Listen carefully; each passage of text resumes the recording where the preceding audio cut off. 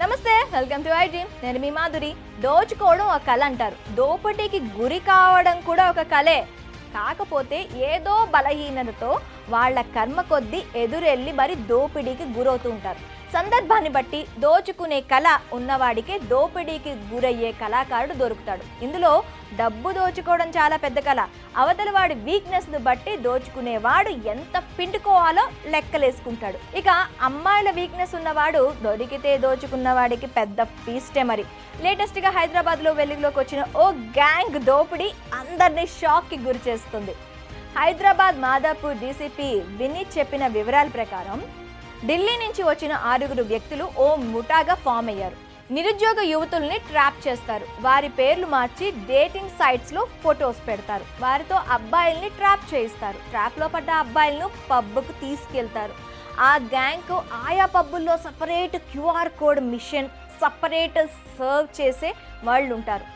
అసలు గేమ్ అక్కడే మొదలవుతుంది. అప్పటికే రెడీగా ఉన్న స్క్రీన్ ప్లే ప్రకారం స్టోరీ అంతా పబ్లో నడుస్తుంది. అమ్మాయితో వెళ్ళిన అబ్బాయికి డెవిల్స్ నైట్ పేరుతో సపరేట్ మెనూ ఇస్తారు.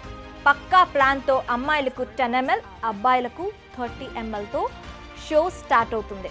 ఆ తర్వాత ఆల్కహాల్ మత్తులో చిందులేస్తారు. మందు కిక్కు పీక్స్కి వెళ్ళాక షో క్లైమాక్స్కి వెళ్తుంది. బిల్లింగ్ సమయానికి అమ్మాయి చీట్ చేసి పారిపోతుంది.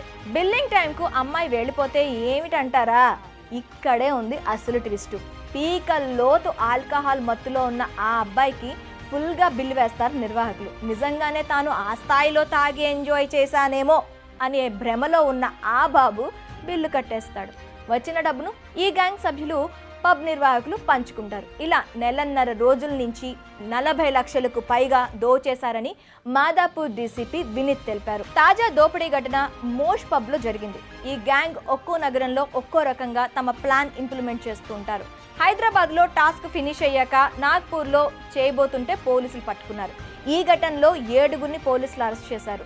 Mosh pub manager Cherukupalli Sai Kumar సహా పబ్ ఓనర్లు తరుణ్, జగదీష్లను పోలీసులు అదుపులోకి తీసుకున్నారు. వీరి వద్ద నుంచి కార్లు, మొబైల్ స్వాధీనం చేసుకున్నారు. సో డేటింగ్ సైట్స్లో అమ్మాయి దొరికింది కదా అని పబ్కి వెళ్ళారో, టైం బాగోకపోతే మీరు కూడా ఆ లిస్ట్లో ఉంటారు. So be alert.